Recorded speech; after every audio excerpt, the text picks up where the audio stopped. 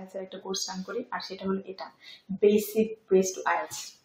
এই কোর্সটা ডিজাইনই করা হচ্ছে তাদের জন্য যাদের বেসিক ইংলিশে প্রবলেম আছে এবং আইএলটিএস এর প্রিপারেশন শুরু করতে ভয় পাচ্ছে তাদের জন্য।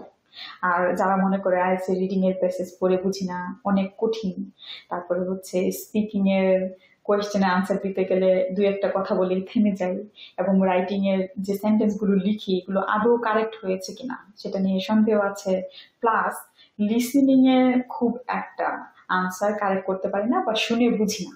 এই চারটায় যদি আপনার প্রবলেম হয়, অবশ্যই আপনি আমার বেসিক ব্রেস টু আইএলটিএস এই কোর্সটাই এনরোল করতে পারেন।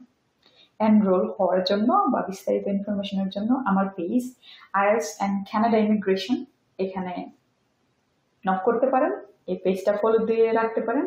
আমি সবসময় আমার কোর্সের আপডেট এই পেজে শেয়ার করি এবং ইউটিউবের বিভিন্ন পোস্টের মাধ্যমেও শেয়ার করি।